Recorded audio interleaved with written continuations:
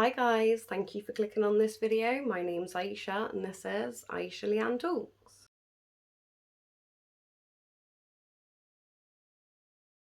So today's video is going to be about Agape Ranch Boarding School, which is an unlicensed Christian facility in Stockton, Missouri, which closed its doors on the 20th of January this year, 2023, following dozens of allegations from the students that once went there. The school, which only opened in 1996, described itself as an affordable Christian boarding school for misbehaving, failing, or expelled boys who are endangering their own future.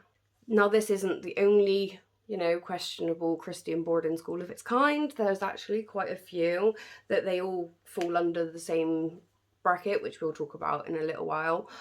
But we are mainly going to be focusing on Agape today. So Agape marketed itself as a devout Baptist reform facility for at-risk and unmotivated boys. But according to lawsuits, at least 19 of the students have come forward with allegations of abuse from the staff there. Many of the boys who attended Agape say that they were subjected to physical restraints, extreme workouts, long days of manual labour. Students were pushed into walls and the ground, intentionally starved and forced to wear and sleep in handcuffs for as long as 8 days. Some of the accounts described a pandemic of students attempting to hang themselves, but obviously the schools denied all of these allegations. Let's just stop and think about that one there. Imagine being in handcuffs for 8 days, having to sleep and eat and do everything in handcuffs. That must be painful. That must be really, that must be like almost torture in itself, surely.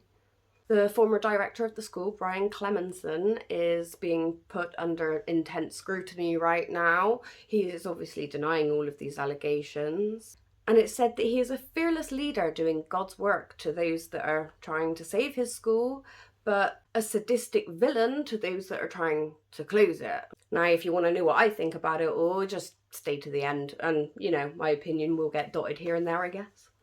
I have found some of the first-hand accounts of the things that have gone on at the school, so, stick around if you want to hear those. But to begin with, I want to talk a bit more about Brian and his family, because it was actually Brian's family that founded the school to begin with. Brian has come forward and spoken about his family and about how the school actually came to be. So the way that Brian tells it, back in the 1970s, his mother, Kathy, she became a single mum. Now, he says that she had, at this point, found Jesus, but she still had a bit of a mischievous streak. And Jim, who would go on to become Brian's stepdad, he worked as a Californian highway patrolman, and it said that he had a bit of a death wish. It said that the wives of the other troopers would forbid their husbands from hanging out with Jim. Now, Jim met Kathy when he pulled her over for drag racing. Within months, Jim had found the Lord and married Kathy, making him Brian's new stepdad. But unfortunately, Jim became quite sick with a heart condition in 1979, which unfortunately meant that he had to leave the force. So it was at this time that him and, all the family moved to Stockton. Throughout the 1980s, Kathy and Jim fostered children whose parents were in jail. Brian was around 20 years old at this point, and he was working in a state-funded group home. When talking about his parents fostering children, Brian said, "Many of the kids my parents took in would be back 6 months later in worse shape. We felt they needed God in their lives. The state had no clue how to get to a kid's heart." So the family then decided that they were going to build some wooden bunks on the second floor of their quite large home. They then set up cubicles in their garage, and they ordered some pamphlets and booklets from Christian Accelerated Education. This curriculum included your standard maths and English and the things that you should be doing, but it also had creationism, and they were teaching that young women, women should be subservient to their husbands. And throughout all of this material, all of it had like biblical references and stuff like this. Obviously it was from Christian Accelerated Education, so it's all Christian based. A lot of it was all based on faith. So at this point they essentially opened their own school, and they called their school Agape, which means God's love for man. So following this, in 1991, a 13-year-old boy named Todd Binley moved in. Todd was said to like Metallica and Garbage Pail Kids, but was also said to be quite a troublemaker. His religious mother was having none of his behaviour, and she believed that heavy metal music was close to witchcraft. Todd has explained that him and his mother had gotten into an argument that then became quite physical, and she accused him of being possessed.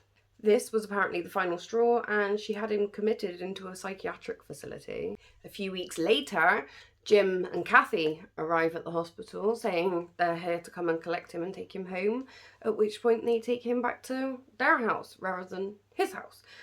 Todd remembers learning very quickly that the retributions for misbehaving were very, very quick and sometimes very quite painful. Todd remembers one morning when one of the Clemenson daughters was struggling with a piece of work.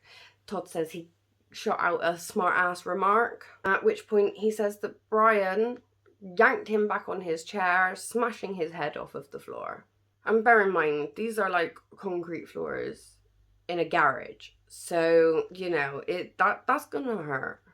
Now Brian, he denies these allegations, and he actually says that Todd was one of his top success stories. So meanwhile, Agape was growing, and in 1992 the Clemenson family announced that they were going to be moving to a new promised lands of sorts. This was an old Air Force base 6 miles outside of Othello, Washington. There, Todd claims that the Clemensons put them all to work to fix things, to fix the roof. They were also told to dismantle a whole load of lead piping, which was also covered in asbestos, and they were to go and throw this into a fire pit, basically, a pit in the ground which was used to set fire to rubbish. Now, as we all know, asbestos is toxic, and burning it is not going to do no good for your lungs. Touching it is not good for you, let alone burning it and expecting the kids to do that. That ain't good. In 1995, county officials closed down Agape following an inspection. At the time, the school had 140 students and 25 members of staff. The report said that there was rotting food in the kitchen, there were holes large enough for rodents to come in and out of, there were exposed wires. The site was littered with old barrels, wood piles, abandoned cars, and there was said to be insulation containing asbestos, all over the grounds. 7 of the boys tested positive for tuberculosis, and Jim was investigated and charged with improperly disposing of hazardous materials. The county commissioner, Sue Millard, said that she had concerns about every single inch of the place. So when the school was closed down, 100 of these students went back home to their parents, and the rest of them were sent to other facilities elsewhere. But this was not the end of Agape. In 1996, the Clemenson family purchased 40 acres just outside of Stockton. Stockton is home to only 1,500 people, and it has 21 churches. So I think it's pretty safe to say that the area was quite a, Christian society. The site was originally designed to be a Christian camp. So it had cabins, a shower facility, a mess hall, and of course it had a chapel. When the Clemenson family moved in there with whatever foster children that they had at that time, they obviously sent all them to work and started cleaning up the place. The locals say that the Clemensons integrated themselves into the community quite well. They would offer tours, they would do Boy Scout breakfasts, they held a blood drive, they held a 4th of July fireworks spectacular, and they even began holding an annual rodeo. So they were quite well known in their community, and they would get everybody to call them Ma'am, Brother Brian, or Brother Jim. And it's said that they have quite close ties to law enforcement too, because 3 of the people that used to work at Agape are now working with the police department. Agape's dean of students worked shifts at the county jail, and he set up, like later on went to set up a transport company. He would then hire the people from the jail to go and pick up the kids. Now former students are wondering if it's because of the ties to law enforcement and because they were so well known in the community, that nobody's done anything, and that it's come right up until now before something's actually happened. And even now, I mean, the school's closed down, but all of the investigations are still ongoing. One of the former students claims that in 2007 he tried to escape the school. He was picked up by law enforcement and he was begging them not to take him back there, that they were beating him, but he was just taken straight back to the school. But there's quite a lot of, conflicting opinions, because it said that quite a lot of the people in the community saw Agape as a badge of honour or a mark of honour. A woman named Jackie Cargel, or Cargel, I'm not sure how it's pronounced, but she was a resident of Stockton for 57 years, and she said, "They do so much good for this town. You cannot believe the difference they've made to these young boys." Former students alleged that Brian was quite a toxic presence at the school, that he would actually encourage violence to apparently maintain order. They claim that he was on a power trip and enjoyed brutalising the children in his care. And it was actually Brian that introduced the use of restraints in the year 2000. Now we're going to skip forward quite a few years and talk about one of the students that was at the school, whose name is Andrew Breshears. He was a student back in 2018, so not that long ago. He said in an interview, they would put you down. They would say, "You're nothing, you're dirtbags, you're hoodlums, you're never going to make it out." Then when talking about Brian, he said that he's a manipulator and that he tries his hardest to get into people's heads. When Andrew first arrived at Agape, he was 12 years old and weighed less than 100 pounds. He had lived quite a sheltered life, but he said that he struggled quite a lot at home. Unfortunately, his mother was sent to rehab and he was sent to live with his grandparents.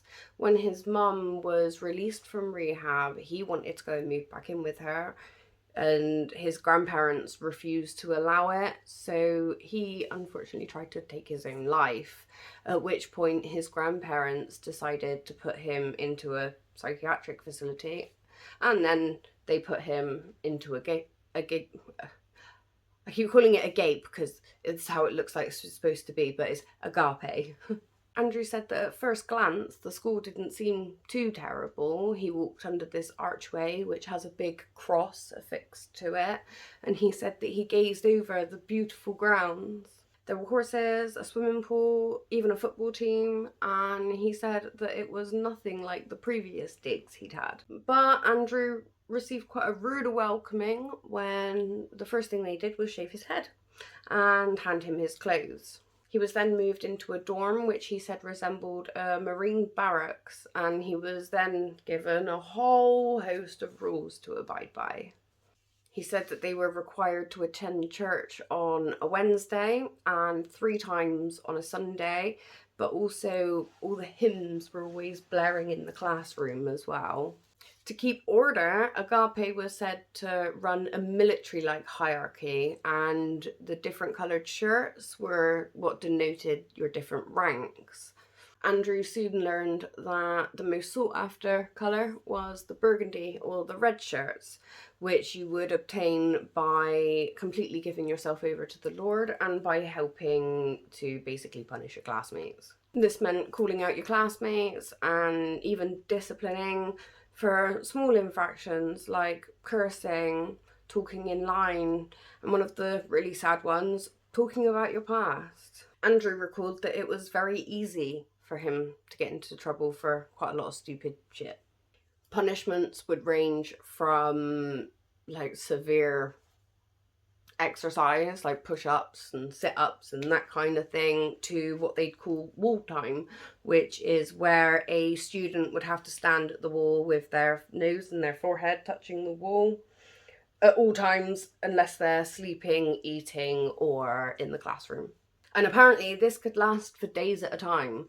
That's a really hard, that just reminds me of the sort of shit my dad used to make me do. That's not nice, really not nice. When more severe penalties are required, staff were known to dig their elbows into students' pressure points and like pin them to the floor, which is a pain compliance method that they would basically just call restraint.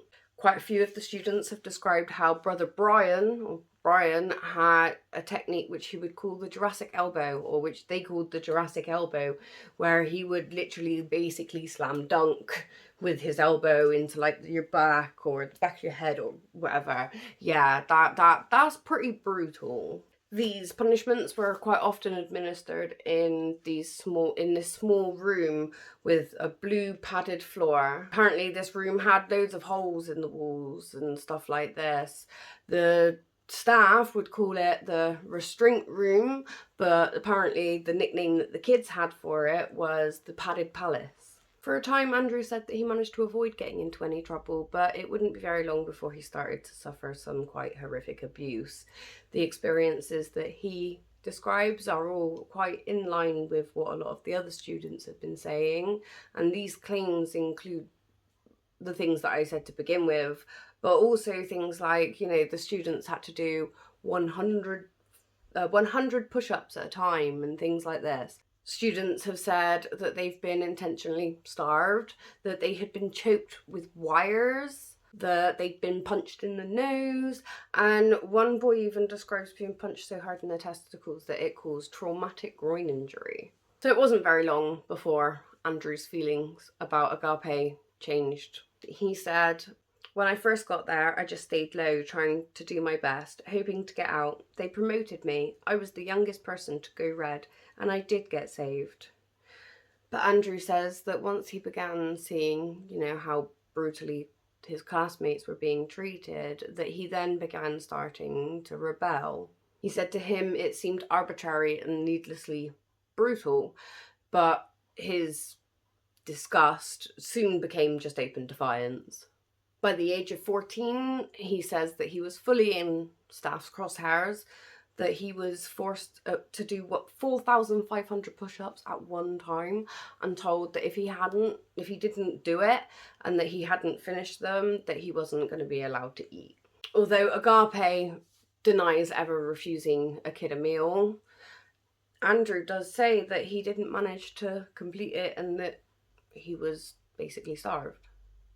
Andrew obviously lost his red shirt and ended up being put where no student wants to be, what they would call Brown Town, which, you know, was indicated by the brown shirts that they would wear. But Brown Town was obviously the lowest rank that you could get. Students that were wearing brown shirts, they would be subjected to extreme workouts, they would lose their privileges, and they'd be put on a limited meal plan, which, you know, was like the smallest meals that you could get, basically. Andrew claims that they would never tell you how long you were going to be in Browntown, and that it was the Browntown members that would always suffer the worst of the abuse. Another student recalls being forced to run while a staff member followed them in a 4x4 with a stick attached to the front and was threatening to ram anyone that slowed down. Again, sounds like something my dad would have done. My dad did literally something very similar to me with a set of steps and a pair of steel toe cap boots. Yeah, honestly. Watch my next personal storytime video that comes out and you'll see. But such treatment was not only confined to Browntown, you know, all the students were subjected to some pretty horrifying things, to be fair. One of the former students describes trying to jump off of a staircase and being thrown 6 feet across the floor and basically slammed into the floor and repeatedly until he was basically led in a pool of his own blood, snot and tears, and they were just screaming and shouting, "Is this what you want?" In response to this allegation, Agape says that they did restrain the boy, but that the restraint wasn't a form of abuse, that they were only trying to prevent harm to the boy. A woman named Nicole, who is the mother of an ex-student, claims that her son was being tortured at the school. Shortly after my husband passed away, my son was really struggling, and spiraling out of control, and I was extremely scared for his future and his safety. So I started to look into the possibility of like therapy programs. Unfortunately, in California, he was only 14, so there weren't a lot of options here. I had applied to a few different schools out of state, and they just didn't meet the criteria that we were looking for. So a broker actually had reached out to me and started to help me look for schools. And that broker actually turned out to be the actual recruiter for Agape, but he put me in connection with Agape program. It was a little hard for me to catch on at first, I'll be honest. They do a great job of brainwashing the parents as well. But when you get there to the first visit, they sit you in a room for 4 hours, just kind of giving it to you before you're ever even allowed to see your children, and beating it into your head that you are the reason your children are here. If you would be able to take care of your kids, you wouldn't have needed our help. You will fail your children if you take them out of the program. So then 4 hours later, when my son walked in and I had stood there and looked at all the children, and I turned to my partner and I started crying, I said, they're not going to bring him into me.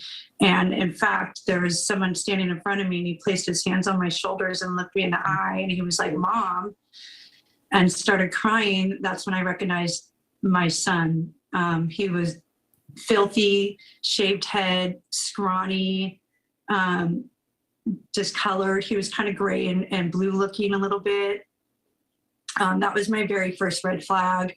The entire time we're with the visit, though, you have staff all around. You don't get a chance to really talk to your child alone or in private.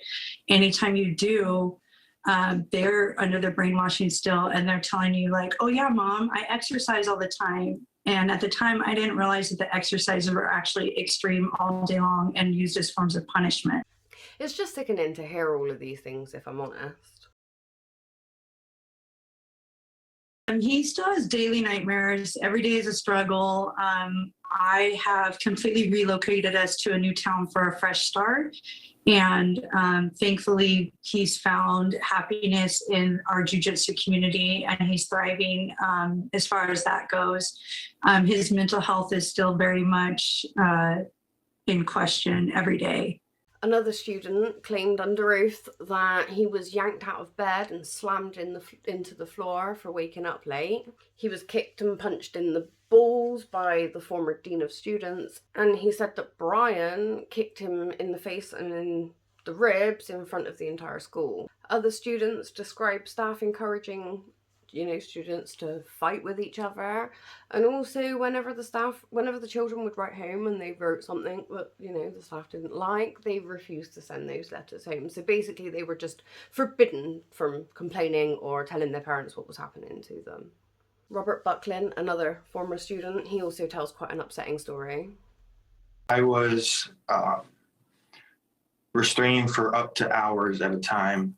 And, they have 3 to 4 staff members on top of you, just literally beating you down, kicking you in the ribs, in the head, punching you, throwing you against the walls. There was a time where a staff member just wrapped a cord around my neck and just started choking me. And he was suspended for 3 days, but my mom and dad or Department of Social Services were never notified. And this happened daily. The restraint room was downstairs, and you could hear kids from upstairs in the church or in the dining room screaming for help because they were getting beat down by the staff. They've hid under the cloak of religion for decades. And they're also pretty well connected to a lot of Republican politicians in the state of Missouri. There's been hundreds of victims through 4 decades now that have come forth. There's videos of abuse of the current co-pastor and board of director abusing a guy, 19 lawsuits, and still the school remains open. It's very, as a victim of abuse, sexual and physical from the school, we shouldn't be fighting harder for justice than the elected officials that are there to protect children. So all our letters and phone calls were monitored. Every single letter that we wrote to our families was read before it went out. And if there was anything bad in them, the staff would make you rewrite them, and you could get into some serious trouble. Again, they're just sickening to hear. Upon hearing of the school's closure, a former student named Colton Schrag, who was once a gang associate, and he was at the school between 2012 and 2014, he basically says that he's just glad that the school's been closed down and that none of the boys are now going to keep being abused there. Colton had previously claimed that Brian had basically, beaten the kids and that he was encouraging staff members to do the same. He said, "He ran the school on fear. I watched him choke, slam kids into the floor, and just basically beat the shit out of them. He smacked me in the face with his elbow for saying the F word, and he encouraged that kind of crap from the staff members. I don't know if I can close this chapter, but I can move forward to the next objective. I don't think that chapter of my life is ever going to close." Another survivor named Josh Bradney said that he teared up when he found out that the school was going to be closing. Josh was only 12 when he arrived at the school in 2014. He claims that he was sexually assaulted by other students there, and by one of the students that then went on to become a staff member. Today, Josh still keeps in contact with the survivors, seeking comfort and guidance. Talking about the group, he said, "We all have the same situation. We can come together in support of each other for one reason: to close these schools that are abusing kids and to protect these kids." Even with the school closing its doors, the administrators are still going to have to face at least 19 lawsuits from former students who all claim that their experiences there have left them with hypervigilance, having nightmares, PTSD, which, I'm really not surprised. I like some of the things that the kids have been through. I'm not surprised they have PTSD. In a statement announcing the school's closure, Brian said, "Agape spent 30 years providing over 6,000 boys with an opportunity to get their life back on track and towards a bright future." But hundreds of students given Agape's particular brand of opportunity claimed that the school's military-esque hierarchy and their punishments were bordering torture. Brian says, "Agape's focus is on getting the boys who remain in the program safely transitioned to their parents or to foster care, other group homes or residential homes. Agape's decision to close is voluntary and solely due to lack of financial resources to continue caring for the boys." I'm sorry, but personally, my personal opinion, I don't believe that. I mean, you've got all these lawsuits. People have been petitioning to get the school closed down, and you might have voluntarily closed, but it ain't because of resources. I don't believe that for a second. Even with the pressure mounting, Brian insists that the school's tactics were not abusive and that they were solely to care for the teenagers or the boys. He says, "It's about getting these kids to a point in their lives where they have to look to God for help, where they stop looking to drugs or their friends and say, 'God, I need your help. I need your help to get better. If you don't save their souls, it ain't gonna stick.'" Brian says that he has never abused any child in the history of Agape and that they would never use restraints. A preliminary injunction has kept Brian off of the Child Abuse and Protection Registry, but he is unable to have any contact with any of the children. He is not allowed to be around kids, basically. Or around any of the students, at least. Brian said in an interview that the abuse allegations are all lies and that they're inspired by the political ambitions of newly elected State Attorney General Eric Schmidt and a small group of disgruntled students hoping to get a big payday. He said, "What they are claiming would never be okay. We've had 6,000 students and only a small percent are making these claims, and I could give you the names of many who have thanked me."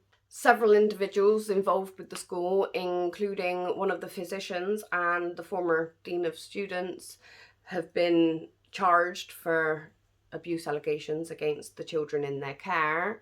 And one member of staff was charged for 215 counts of possession of child pornography. Since 2020, the school has been put under scrutiny by the law enforcement, by child protection agencies, by lawyers, by former students, several of which have testified in court, and they're all urging lawmakers to actually, pass a law that regulates these kinds of schools, because previously there have been no regulations over these schools whatsoever.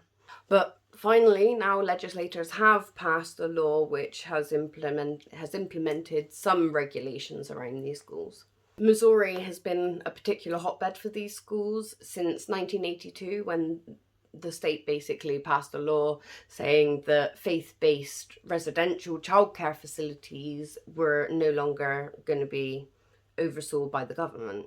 Today, it's still home to 28 of these facilities on record, but it's said that there could be upwards of 100 operating under the radar. The Agape case is just the latest scandal to emerge from the troubled teen industry. Now, the troubled teen industry is a very loosely regulated industry which covers like boarding schools, wilderness camps, other types of camps like religious, what are they called? Religious academies and treatment centres. These things were all set up so that they could help, people with addiction issues, like children, young teens with addiction issues, young teen with behavioural problems, kids with behavioural issues, the kids that really struggle and need help. In 2021, Paris Hilton came forward to recount her tale of abuse that she suffered in one of these troubled teen industry places. She was in a home called Wyoming, and she claims that she was verbally, mentally and physically abused, that she was drugged, and that she was locked in isolation. Still, administrators for these facilities reckon they are a force for good. Personally, I think it's insane that places like this are still running. That there are places like this still open that are not being regulated. You would have thought that governments and stuff would have been more on it when it comes to children. But apparently not. Now, obviously, Brian and the administrators at Agape are denying all of the abuse allegations, and they are trying to fight it in court, but there are quite a few students that have, come forward. And if all of the allegations are true, I really do hope that that is what comes out in court. But I think that is everything for today. Thank you very much for watching this video. If you're new and you don't know what I do, I tell hardship stories. So I will tell celebrity stories, everyday people stories. I tell stories that I find in the news. So if that is something that you are interested in, don't forget to like this video and subscribe. It is a free and easy way that you can support this channel. And until next time, please remember to look after yourselves and be kind to everybody around you, because you never know what someone else might be going through, and a little bit of kindness and compassion can go a long way. Bye bye for now.